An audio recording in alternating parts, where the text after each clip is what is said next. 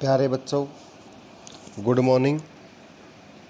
आज का हमारा विषय है कविता नंबर 9, पार्ट नंबर 2, गज़ल, पद्यांश नंबर 3। आज हम इसके बारे में चर्चा करेंगे। यह पद्यांश भी फिराक गोरखपुरी द्वारा रचित गज़ल से लिया गया है। इसमें कवि ने इस दुनिया में मनुष्य अपनी किस्मत को रोता रहता है, इसके बारे में बताया है।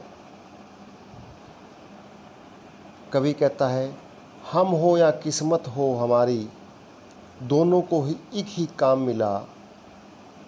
किस्मत हमको रोले हुए हैं, हम किस्मत को रोले हैं। हम हो या किस्मत हो हमारी, दोनों को एक ही काम मिला।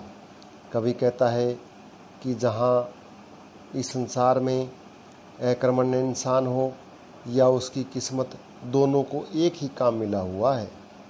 वह काम है कि समय समय पर ऐसा इंसान अपनी किस्मत को रो लेता है और किस्मत को उसको रो लेती है। कहने का मतलब है कि संसार में आदमी अपनी किस्मत को रोता रहता है।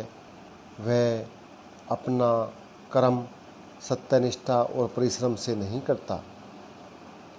आजीवन किस्मत के सहारे होकर उसे ही दोष देता रहता है।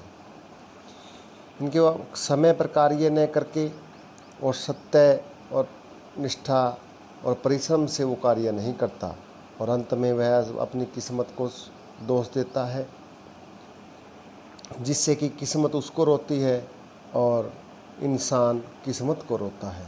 इसलिए दोनों को एक ही काम मिला हुआ है। काव्य सौंदर्य। कवि ने किस्मत के सहारे बैठे अकर्मण्य व्यक्तियों पर कटाक्ष किया है। उर्दू फारसी भाषा का प्रयोग किया गया है।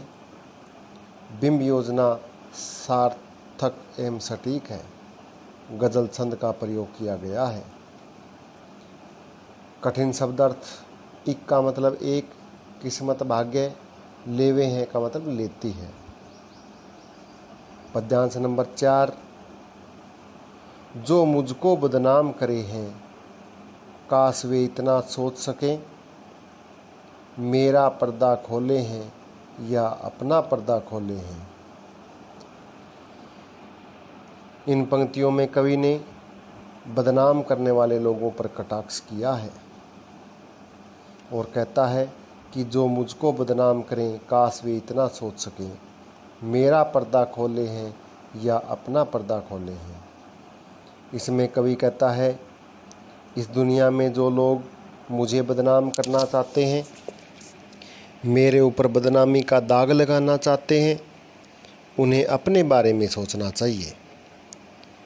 कवि का अभिप्राय यह है कि समाज में दूसरों को वही लोग बदनाम करते हैं जो स्वयं पहले से ही बदनाम होते हैं, और ऐसा करके वे दूसरों को बदनाम नहीं करते बल्कि अपने रहस्यों को ही खोलकर बता देते हैं, जिससे कि उनकी खुद की बदनामी होती है और समाज में उनका स्थान नगण्य हो जाता है। लोग उन पर विश्वास करना छोड़ देते हैं। इसके कुछ कठिन अर्थ। काश का मतलब होता है इच्छा प्रकट करना, शायद।